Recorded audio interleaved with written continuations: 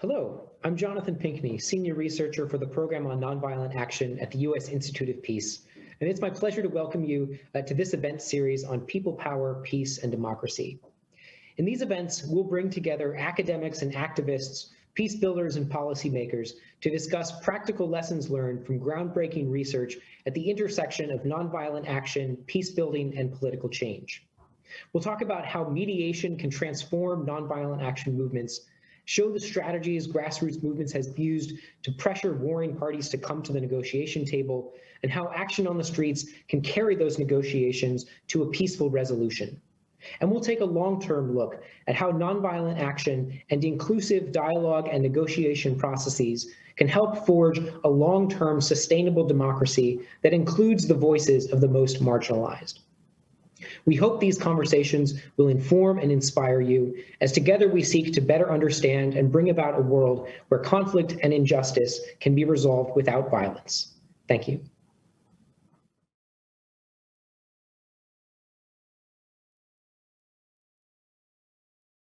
From the fall of the Berlin Wall to the transitions to multi-party democracy in sub-Saharan Africa, many well-known campaigns of nonviolent action have led to significant democratic reforms. And research shows that these cases are reflective of a deeper trend. Political transitions initiated through nonviolent action are almost 3 times as likely to end in democracy as any other form of transition. But how meaningful are these changes for groups that have been politically excluded and repressed? We know all too well that democratic institutions don't necessarily translate into meaningful political inclusion for those marginalized by reason of their race, ethnicity, gender, or other identity characteristics. How does nonviolent action affect these deeper dynamics?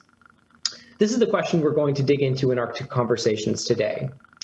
For our first conversation, I'm joined by 3 researchers who have been working together on a groundbreaking USIP research project examining changes in the inclusion of politically marginalized ethnic groups after successful nonviolent action campaigns. Subindra Bhagati is the founder and chief executive of the Nepal Peacebuilding Initiative, with more than 15 years of experience working with national and international organizations on peacebuilding, governance, and development issues. Welcome, Subindra. Titik Firawati is a PhD candidate in the Department of Political Science at Northern Illinois University. Welcome, Titik. And finally, we have Dr. Ches Thurber. Ches is a political scientist who studies global conflict, security, and contentious politics. And he is currently an assistant professor in the Department of Political Science at Northern Illinois University. Welcome, Ches. Thank you so much to all of you for being here. And let's dive right into it. So I'd like to start with Ches. Can you introduce us to your broad statistical research on inclusion after nonviolent action campaigns? What kind of nonviolent action were you looking at, and what were you trying to understand? Yeah, thank you, Jonathan. So the motivation for this research actually came from my own field research in Nepal, talking to members of the Maoist group there who had initiated and sustained for about 10 years a violent civil war. I was trying to understand, because this came just 5 years after a successful nonviolent movement that had led to democratization in Nepal. What had pushed them towards this further step of taking up arms? And when I asked them questions about why they thought that using nonviolent techniques would not work for them, they would say things such as, well, you know, that's a strategy that works for the bourgeoisie, but that doesn't work for people like us. And when you kind of unstrip some of the Maoist language from that, I think what they were talking about was that this was a tactic that produced gains for people from privileged groups, people who are already included in politics, that they saw civil resistance as kind of an insider's game amongst elites, but not something that produces what they would describe as real social change. And so this project was kind of an attempt to put that to the test. And it's not just the Maoists in Nepal who make these type of arguments. This is a pretty standard critique from the left, the radical left, in terms of how they view civil resistance and nonviolent tactics. And I think legitimately does point to a gap that exists in academic scholarship on nonviolent resistance, which, as you pointed out, has highlighted the success of civil resistance campaigns when you define it in the short term in terms of ability to depose a dictator. Or even, as your own research has shown, in terms of producing democratic reforms as measured in terms of things like competitive elections, freedom of speech, those types of what we might think of liberal negative freedoms. And so this leaves the question, kind of the next step for us is thinking about, well, what has the track record been in terms of making broader progress towards social inclusion? The types of things that the Maoists that I was talking to were interested in achieving. And so what we've tried to do is to take a kind of cross-national analysis and to look at cases of transitions to democracy where movements have been successful in terms of bringing about some type of liberal democratic reforms, and trying to see how often does that result in greater steps towards inclusion. And what we've tentatively found so far is, sure enough, democratization that leads to inclusion is far more rare. It's a much smaller subset of the cases in which democratic reforms occur.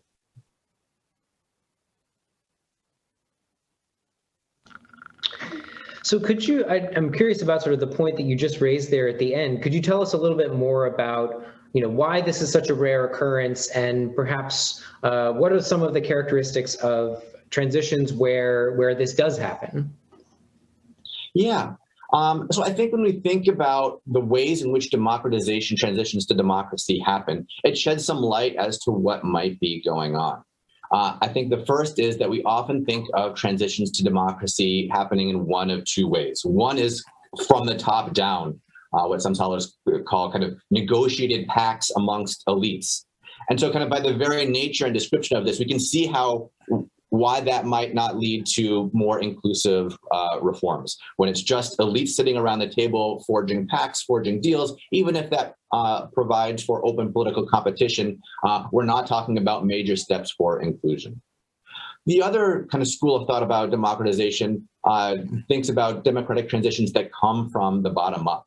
And I think this is where we see more promise for advances towards inclusion. And I think democratic transitions that are sparked by civil resistance campaigns, by mass protests that bring people out into the street, have a greater chance of resulting in the end in advances towards ethnic and social inclusion. But even then, it's not that frequent. It's still a small subset of those cases. One of the things that I've found in prior research is that marginalized groups are less likely on the whole to initiate campaigns of nonviolent resistance. That a lot of the ways in which we understand civil resistance and Gandhian nonviolent tactics to work don't seem as amenable, as viable for marginalized communities. This idea of bringing huge numbers of people out into the street, that's a more difficult thing to do for more socially isolated groups, many of which happen to be smaller. This idea of kind of persuading and winning over regime elites, getting key members of a government to defect and switch sides, that seems less possible when we're talking about mobilization by minority groups. So what we found is that the chances of success are higher in terms of achieving social inclusion when it is minority groups who are actually participating in the campaign. And that often what I think is happening is that this is coming about by some process of coalition. That often it is, in fact, more privileged elite groups who are leading these campaigns of civil resistance for democratization. But in their efforts to build a broad coalition, to get as many people out in the streets as possible, they make deals with organizations that are representing marginalized communities. And when those deals that they foster lead to some kind of promise that in future government will have a more inclusive society and provide kind of specific issues on the political platforms that these marginalized communities are advocating for, I think that's when we might see the most success for civil resistance campaigns, leading to eventually a state of greater political inclusion. Thanks, Ches. That's really fascinating. I think so. To get a little bit more detail on this, I'd like to turn to Subindra now. Subindra, Ches mentioned his work in Nepal, and of course, you've been doing research on sort of political contention in Nepal for a very long time now. I'm curious to hear, could you give us just a little bit of an overview on how have marginalized groups in Nepal participated in nonviolent action movements? Thank you, Jonathan. I think they have been participating in movements since 1990 or before that in all organizations, but they were brought together by the Maoist movement in 1996. So their voices have been there since 1996. And in 2006, when the 19 days long movement came upon, then all the make other people that it is not only the Maoists who are raising people who have come to the street, raise their voices too. So when they were having this violent movement in collaboration with Maoists, they appealed to those sort of inclusion sort of stop. But once they chose non-violent movement, like people like us, me, come upper caste group, we are all taking part in the movement. It started long ago, even before 1990. Not that, but after the 2006 the movement, I think that made everyone heard about it. Thank you so much, Subindra. I'm sorry, I think your audio was a little bit going in and out, so I'm not sure I quite caught all of that, but I think I've got the main points. So you mentioned in particular a lot of participation by marginalized groups in the movement in 2006. How did that then, was there then greater inclusion of those groups after the 2006 movement, or what did those sort of political deals look like after the movement was over? No, it was not only the inclusion of the different groups or marginalized groups in 2006 movement. It was a movement by all the groups. At the time, the common enemy was the king. So political party leaders, then citizens, other people, whoever were in Nepal, they all participated in that movement. But the movement was for, inclusive, democratic, and progressive sort of constitution. Or the constitution that should be written by the Constituent Assembly, and it was mainly to be inclusion for the sake of marginalized people. So what I was saying earlier is that when there's a movement, violent movement going on from 1996 to 2006, not many people participated, but when the movement became nonviolent, then the people from all walks of life went over there, despite knowing the fact that the movement was for the inclusion. It was, the country was, the country so far in the state and in the society, it is a brown Kshatriya dominant. The one particular group is dominant, despite knowing the fact that they will be losing all the enjoying parts of life, participated and in that movement supposed to be for the inclusive Constituent Assembly. And will you say that those goals of inclusion have been met in Nepal after 2006? That is interesting, that's what we were, my research finds is that I think we're back to square one.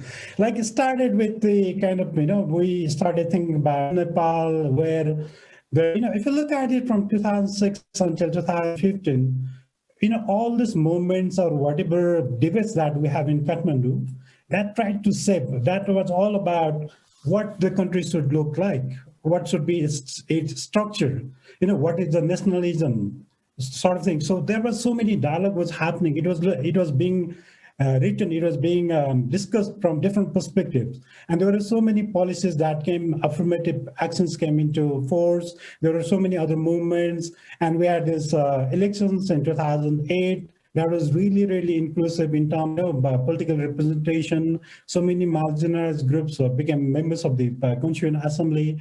And then when it came in 2013, the number or the representation came down. And by the time we are in 2015, then it was back to, I think, square one. We tried to, whatever we tried to accept after coming in 2015, the deep social division that we had, or the inclusion issue that we had, we couldn't complete it. So in terms of policies and papers, or whatever the political leaders, made the speeches or arguments, it was all good, but the only difficult part for Nepal is the implementation. So we failed to implement whatever we promised we would do. Saying that, despite saying that, what I would say is that we are a good track, because, we have within 10, 15 days, we have seen so many affirmative action that the government has taken to make the people, to make the country, to make this national institution inclusive. We haven't done enough to make it more inclusive. Thank you so much, Subindra. I'd like to turn to Titik now. You've also been examining some similar questions in the context of Indonesia. Can you tell us a little bit about the transition in Indonesia that you're researching and what the relationship was between nonviolent action and inclusion there? Thank you, Jonathan. Street demonstrations in Jakarta increased in the mid-1990s because the public felt disappointed with President Suharto's handling of corruption, collusion, nepotism, and public protest. After he was re-elected for the 7th time in May 1997, and the financial crisis hit Indonesia in July 1997, student activists in Jakarta began street demonstrations on May 3rd, 1998, and continued until President Suharto stepped down on May 21st, 1998. The student mobilization took place after political and military groups supporting President Suharto and opposition groups disagreed on the leadership transition process. Observing that student mobilization was on the rise, various social organizations led by urban middle-class intellectuals joined the students. While the students acted as a mobilizing force to pressure President Suharto to step down, the middle-class non-student intellectuals took the initiatives in proposing 6 demands for reform. First, take Suharto and his cronies to court. Second, amend the 1945 Constitution. Third, eliminate the dual function of the National Army. Fourth, eliminate corruption, collusion, and nepotism. Fifth, offer the widest possible regional autonomy. And sixth, enforce the rule of law. To your second question, the 1998 civil resistance movement and peace-building initiative carried out by social organizations have the potential to increase the social inclusion of marginalized groups in Indonesia, even though outcomes vary across marginalized groups. 2 additional points should be stressed here. First, by marginalized groups, I mean social groups that are based on categories of gender, social class, ethnicity, and religion. This kind of grouping has been made based on 2 types of major problems facing Indonesia at that time. The first problem is about nation building. Ethnicity and religion fall under this category. And the second one is about problems other than nation building. Gender and class fall under this category. And second, the differences in the outcomes of social inclusions depend on, I will just mention 3 factors here: the degree of state repression, the level of organizational capacity, and whether or not post-authoritarian government leadership existed. The social inclusion of women in Indonesia is greater than farmers and workers for 2 reasons. First, under the authoritarian regime, gender-based organizations in Indonesia were less repressed than class-based organizations because some elements of the state were open to women's non-traditional roles in promoting economic growth. That was the key policy agenda of the state at the time. Second, gender-based organizations were more able than class-based organizations to seize opportunity when it came, using non-material sources of power, especially in the form of creativity, and initiative. For example, the women's organizations seized the opportunity afforded by the fall of Suharto and the riots that led to sexual violence targeting ethnic Chinese in May 1998 by urging the new government to establish the National Commission on Violence Against Women.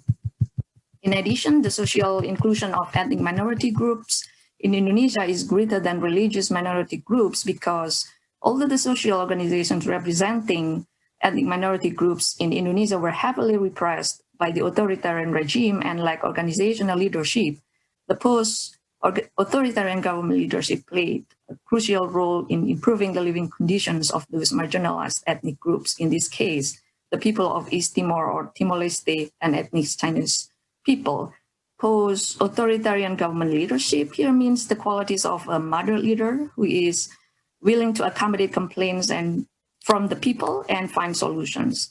And both external and internal environments such as family, education, and workplace that value cross-cultural communication seem to greatly influence how President Suharto's successors, in this case, President Habibie and President Abdurrahman Wahid, made the decision at that time. So living and working in Germany have shaped the mindset of President Habibie, who openly accepted a peaceful solution rather than a military one in dealing with the issue of East Timor. For example, to demonstrate seriousness, President Habibie took a critical step by offering wide-ranging special autonomy or independence if autonomy were rejected.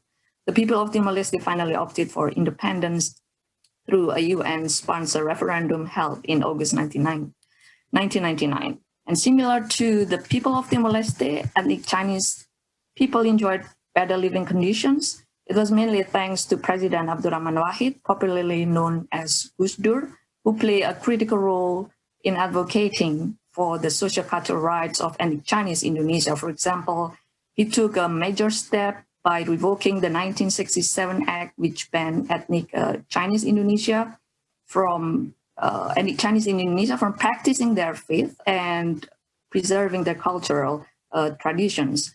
And this achievement has been made possible due to the influence of Gus Dur's egalitarian family background. He comes from a traditional Muslim family that highly values cultural diversity and is a son of Nahdlatul Ulama leader. Great, thank you for that overview, Titik. Now, one thing that Ches mentioned in his overview of the kind of the broad statistical research was that participation in the sort of nonviolent action campaign that initiated the transition by marginalized groups then seemed to lead to more inclusion across the board. So you mentioned sort of marginalized groups in Indonesia across several dimensions, gender, class, ethnicity, religion. Was there a lot of participation by these marginalized groups in that movement that you were describing against Suharto in 1997, 1998? Yes, that's right. Urban, especially poor urban people, joined the protests at the time in 1998, and their protests were led by the urban middle class intellectuals. The urban middle class intellectuals demanding change, including among others students, journalists, lawyers, academics, and social activists. Interesting. So a question I'd like to maybe go back to Ches on, but I'd be curious to hear the thoughts of all three of you. So I think you've all raised that creating institutions of electoral democracy may be somewhat easier than forging these deeper kinds of inclusion for the most marginalized groups. Are there ways that, say, international actors or other outside observers who want to help facilitate this sort of deeper and more comprehensive inclusion, how can this be promoted or supported from perhaps outside the country as well as by activists within countries going through these kinds of transitions? Ches, I think I'll turn to you first, and then hear thoughts maybe from Subindra and Titik as well. Sure. Am I allowed to say I don't know? I think this is a really tricky question, and because I think we see kind of a two-sided nature to this type of external support.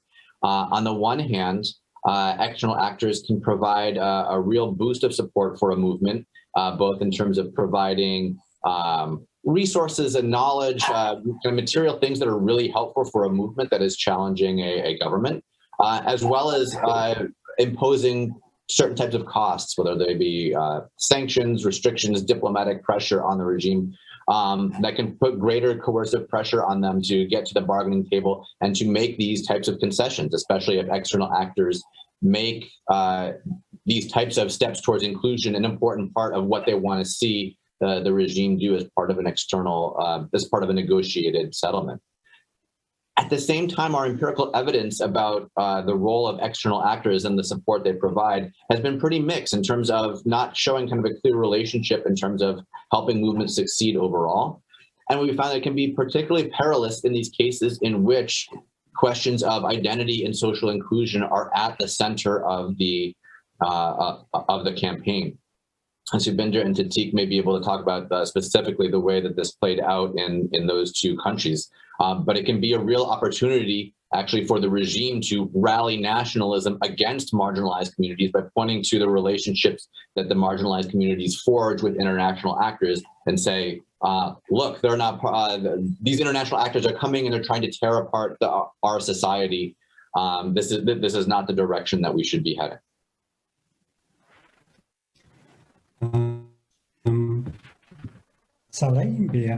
Yeah, please, Subindra, go ahead. I think in the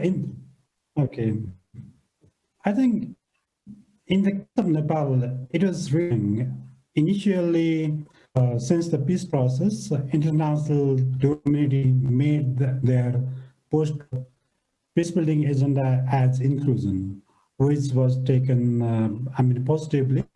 But I think they were doing pretty good, like they were helping support marginalized community to build their capacity, forming caucuses and helping them, with knowledge and also be politically active, everything.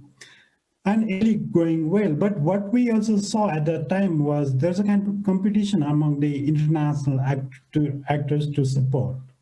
So there's a kind of, so many international actors were supporting so many groups, and then that was, they were in the news all the time, and that made the government kind of not happy about it. So if you look at 2008 in Nepal's, CA election, it was really going well. And after 2013, the government started blaming international community, saying that they were trying to, destroy the Nepali peace process by helping the marginalized communities.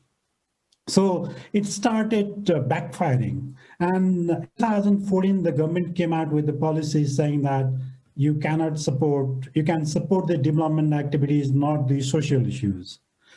So as far what I think is the way they supported, international community supported from the very beginning, very good in terms of making help with, as Chase said, knowledge with tactics and everything. But as there are many competitors, international NGOs, competitors as well, it also backfired a bit. So I think a slow and coordinated would help a lot. Great, thank you, Subindra. Tatik, you have thoughts on this question? Yes, sure. One of the main takeaways to be learned from the Indonesian case was that the involvement of international actors is critically important to improve inclusion of the nonviolent action campaigns. In the short term, I would say that international actors should help increase the capacity of social organizations to create greater inclusion by giving those organizations financial support for any social activities that are oriented toward social empowerment, and by conducting training in nonviolent and peace-building skills for nonviolent activists and peace builders who work both at the national and local levels. And in the long term, I would say that international actors should help create conducive environments that can promote the growth of the new middle classes through the provision of quality education. For example, international actors either working alone or working together with national governments offer scholarship to people from developing countries. Great. Thank you so much, Tatik. I think with that, we will conclude our first conversation. Thank you so much to all of you for sharing some of the findings from this groundbreaking research with us. It's really exciting to hear, and we look forward to the final publication of your research. So having heard about this from Ches, Subindra, and Tatik, we'll turn now to some reactions from a panel of academic and practitioner experts.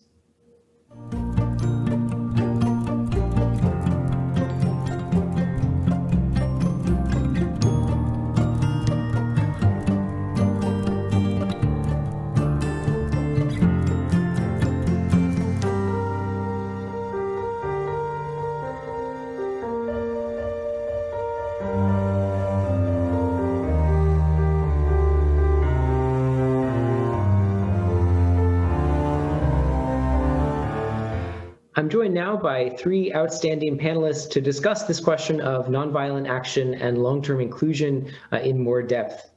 Rosa Emilia Salamanca is director of the Institute of Social and Economic Research and Action, an organization working for peace, human rights, and democracy from a feminist perspective in Colombia. Mona Ansari is a lawyer, human rights advocate, and former commissioner of the National Human Rights Commission of Nepal. And finally, Deepak Thapa is director of Social Science Baha, a research organization based in Kathmandu, and he's written extensively on Nepal's contemporary political developments. Welcome to all of you, and thank you so much for joining us today. I'd like to turn to Deepak first. Deepak, I'm curious to hear your reactions to what was just presented by Ches, Subindra, and Tatik. What are your thoughts on this relationship between nonviolent action and inclusion, both in the case of Nepal, which was discussed, and perhaps more broadly as well? Thank you, Jonathan. I will speak only for Nepal because that's where I work, and I will not be able to comment much on what is happening elsewhere, although I do keep up with the developments there.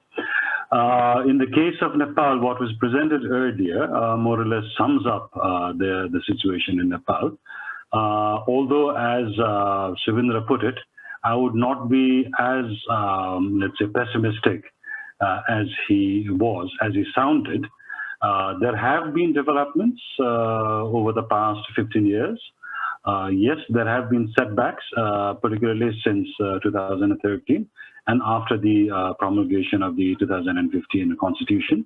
But there have been advances that will be very difficult to roll back anytime soon.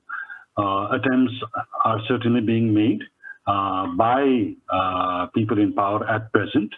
The government of Nepal is presently led by someone who does not believe anyway in the idea of inclusion, has been always against that.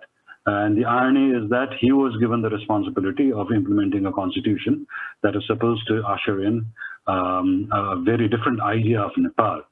But there is, despite all his efforts, I think people are realizing to a large extent that the gains made in the past 10, 15 years are here to stay. There will be undercutting and undermining done at various levels. And yes, there have been rollbacks. But yes, they're here to stay, and hopefully, we can build on them further rather than, roll them back further. I'll stop here for now. Thank you. Great, thank you so much. I'd be curious to hear your thoughts as well on the issue that Ches and Subindra brought up about the participation of marginalized groups in sort of nonviolent action. In this case, the 2006 nonviolent movement against the monarchy, and how that may have impacted the kinds of inclusion that have come about that you're just describing. Do you see a connection there, or not so much? Yes, certainly. But, like the 2006 movement that ultimately led to the ouster of the king, was a combination of a number of factors. One was obviously the people tired of the insurgency that had been going on and looking for ways in which they could end the insurgency, which would definitely mean the movement against the king. So that was one. And then along with the ouster of the king was the implicit promise that the future Nepal would be a much more inclusive society. Because the 5 years or so previous to the movement, there had been a greater realization that one of the reasons why we have so much discord and dispute and conflict in the country is because of a lack of inclusion of the majority of the population. So there was the idea that the movement against the king would result not only in peace but also the creation or the crafting of a different kind of Nepal. We called it a new Nepal at the time, and definitely there was this feeling. Now, over time, what a new Nepal meant differed for different groups of people because there are so many interest groups involved. All had this vision of a new Nepal, but the visions certainly differed from interest group to interest group. Hence, the long time it took, almost 9 years, for the constitution to be drafted. Wonderful. Thank you, Deepak. I'd like to turn to Mona now. Now, Mona, you've been, of course, at the forefront of fighting for greater inclusion in Nepal as part of the National Human Rights Commission. And I'd be curious to hear your thoughts on what have been some of the challenges of that fight, and how has the fact that Nepal's transition happened through this, mass people's movement affected that fight for greater inclusion from your perspective? Thank you so much, and good morning and good evening to you all for bringing me here in this interesting discussion. Whenever this question comes to in my mind, and for the why inclusion and why non-violent movement on the inclusion, the quickly answer in my mind actually peace and stability for me. Actually, what I have been seeing since my childhood, I saw so many marginalization, exclusion in the country. When I was in a class 6, this is a story very much connected with me. My father was a carpenter, and I was in a class 6 in government school studying. At that time, I noticed there is a scholarship for Dalit, was very initially started. And in my class, there is like 2 or 3 Dalit students who is not coming regularly to school. And my principal told me, "Are you interested for that scholarship?" He's asking to me. So the question is here, is it that is scholarship for Muslim? No, because we are not known as the citizen, actually. We hold the citizenship, but we are not, we always treated as an outsider. This is the one what I have been faced in my class 6. This is my real example, real experience.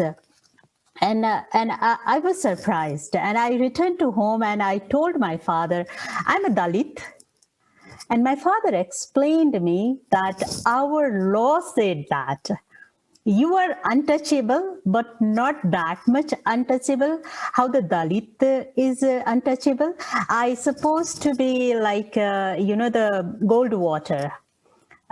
If some Dalit is turns to upper caste like Subindra, like Deepakji, so they have to be like before entering their house, they have to purify with the cold water. Not me. So this kind of behavior we have been faced in since a very early age, but of course the conflict took place in Nepal. Was very highly desired that the when CPA, Comprehensive Peace Accord, was signed, at that time there was a very few benchmarks set. One is Constituent Assembly election. Second is ensure inclusion in all state institutions. And then third is reform the government. Reform like governance and government mechanism, system, all the state institution. And of course, the other one is the most important is transitional justice. But later when I monitor and I watch very closely all those ongoing process, since my practice and my work from the Women Commission throughout the Human Rights Commission, I have not exactly feel whether the inclusion is fully applied, fully practiced. No, because after CPA signed, till today, there is people on the street, still indigenous, Tharus, Dalit, Muslim, Madesi, women. They still are demanding for equality, inclusion, treatment for the equal. So this is all these are non-violent movement, except a few, because when before the promulgation of the 2015 Constitution, I was just reading this afternoon when I supposed to be part of this. I was reading Constitution's Article 42.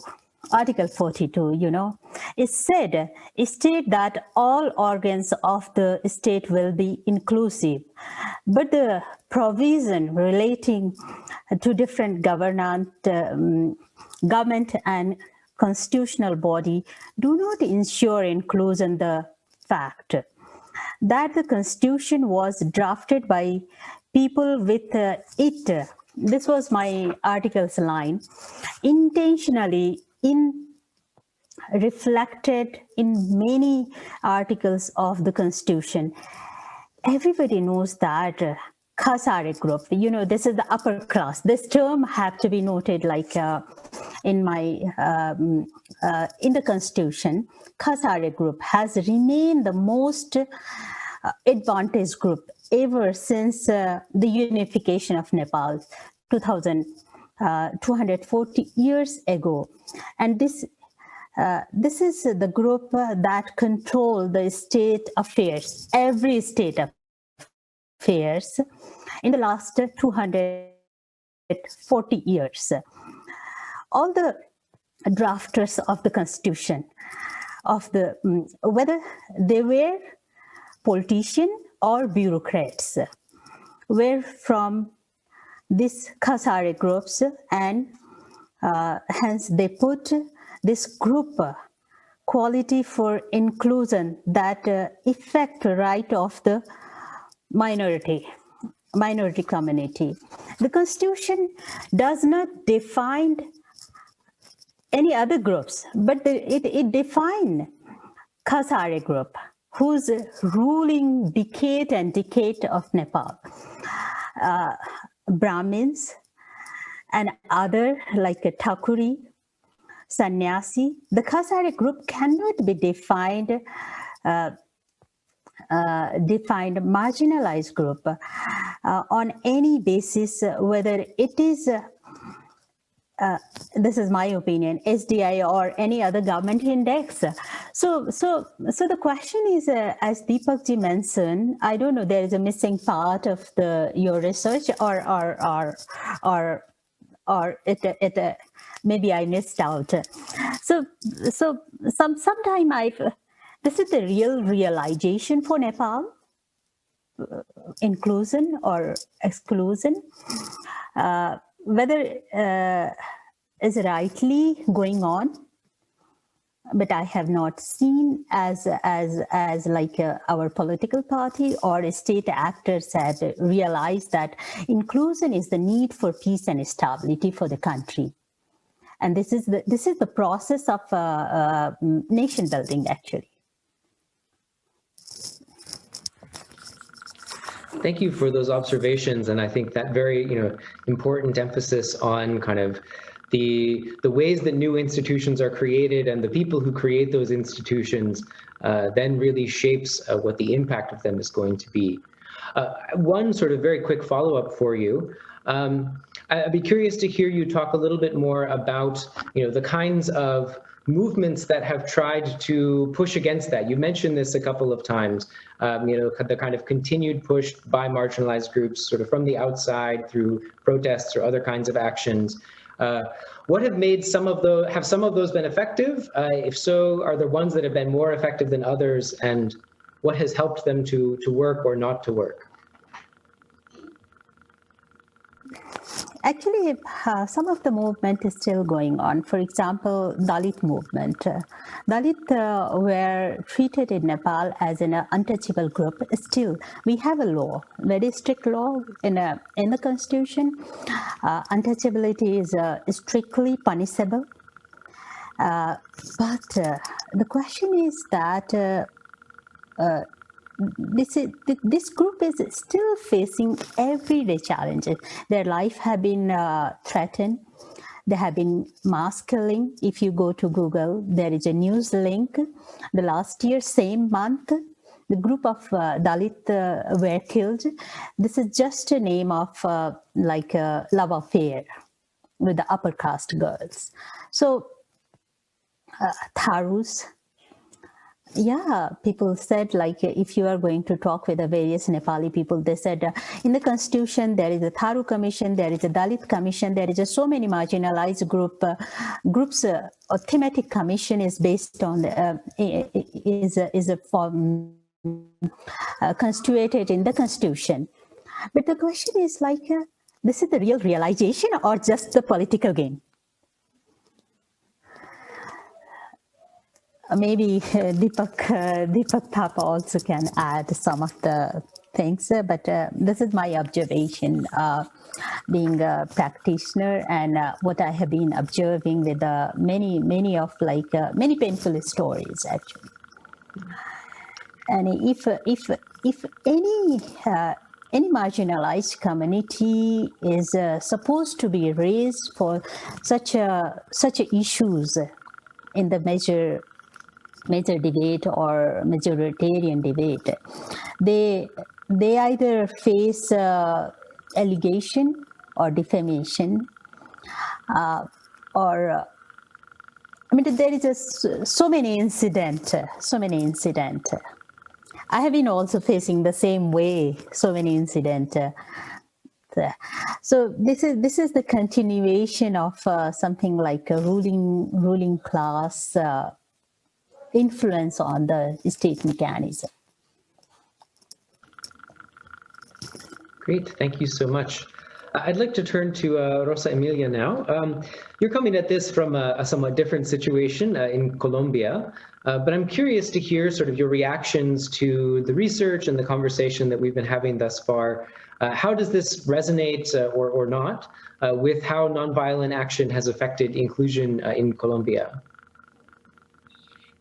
Well, thank you so much for this invitation, and it's very nice to see my colleagues here and also to hear all what they have said already. And I think it resonates a lot, not because we are in the other side of the world and because we are a Latin American country, we don't resonate with all these things because we really know exclusion also. I think for the Global South, the exclusion is a very important issue. And when we talk about resolving or trying to put other kind of ways of resolving our conflicts and so on, so from a nonviolent vision and as practitioners to have other ideas about inclusion, these are very, very important discussions.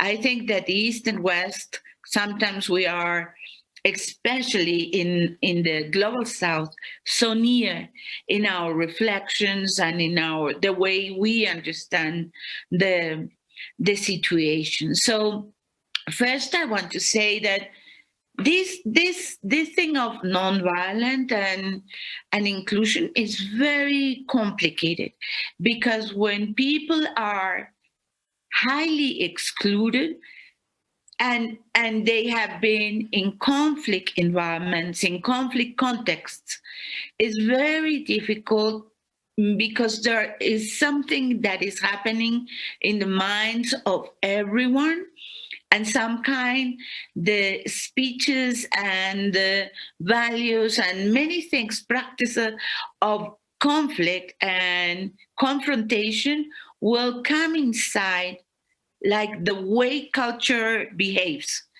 So there's a lot of change. You have to change. You know that we work a lot saying we have to transforming ourselves. So there is a lot of things that we have to change in our mind, in the ways we act, because as we naturalize violence against women, we naturalize violence against people in general. So I think there is a huge work we have to do still, within us and with people, trying to understand and trying to change concepts, ways and behaviors that have been so deeply in long conflicts absorbed by cultures, that you have to change that in a very high way. So I think that even our social movements, we have to change, and sometimes we are being stuck. We are stuck in what we call the modern ways of behavior. So we always are trying to find ourselves in confrontation all the time, because there are many power relations that we have to change. And you not always find the way to change these power relations in a very non-violent way, because people and power are always, or many times, having a lot of violent attitudes against non-violent people, or against people that want to change things in another way. So I think there is still a long conversation between what means non-violent, and how non-violent can be effective to change power relations, because power relations are so deeply rooted in our societies.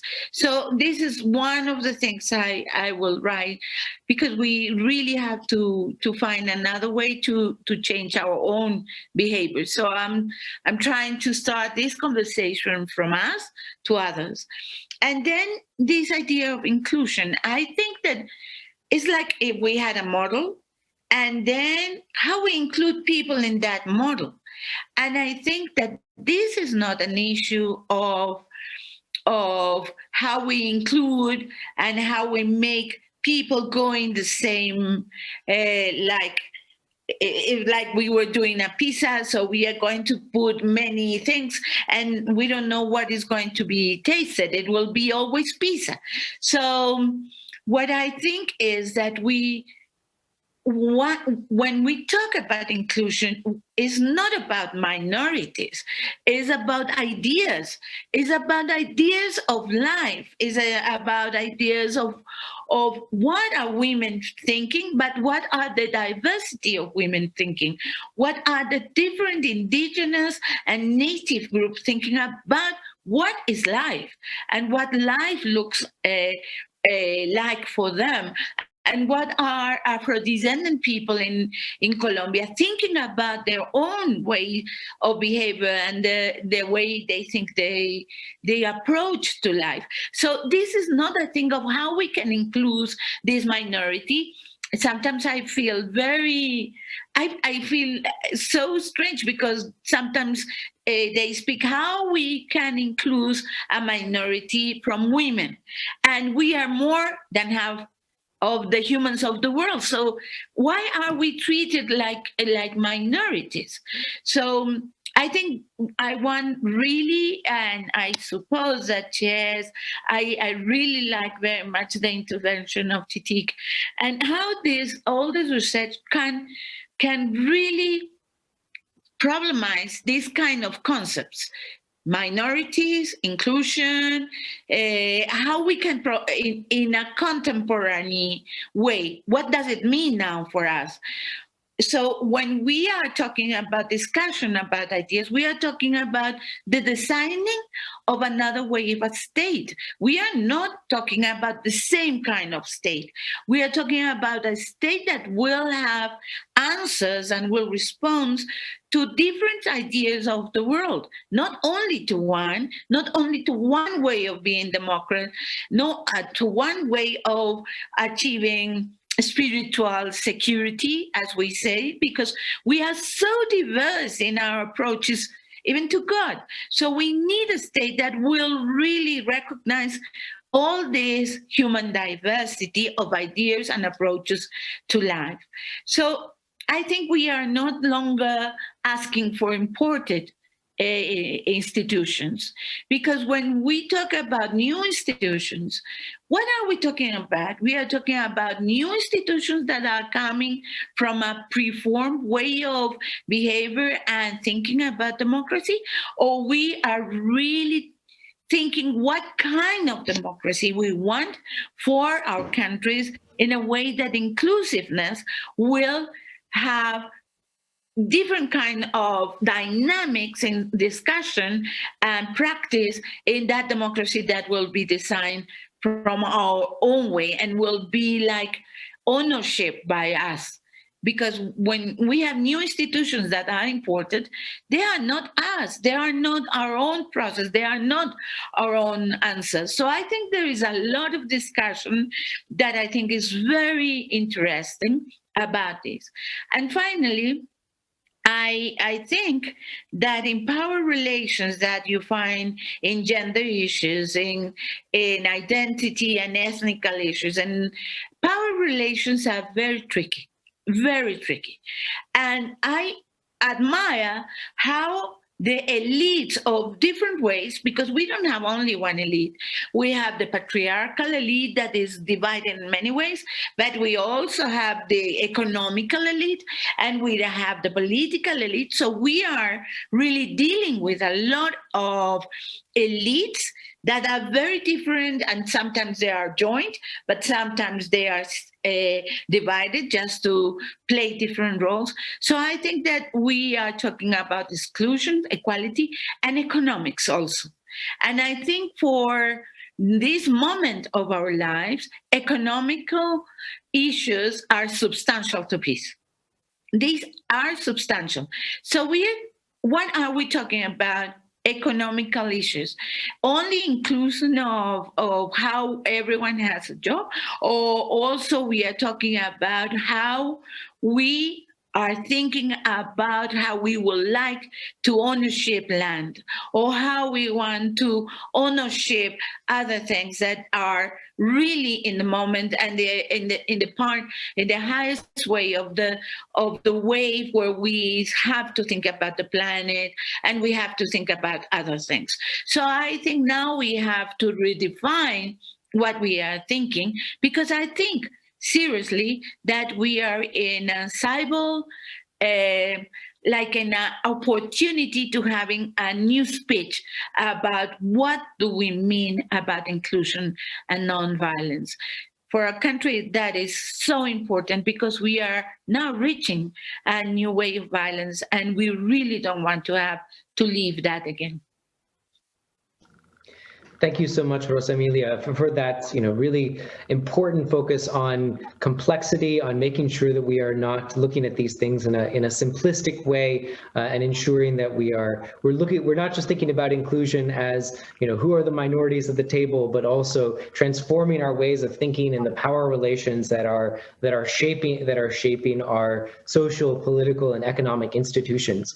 I think that's so crucial. As you said, I think this is only the very beginning of a longer conversation that needs to happen on all these issues.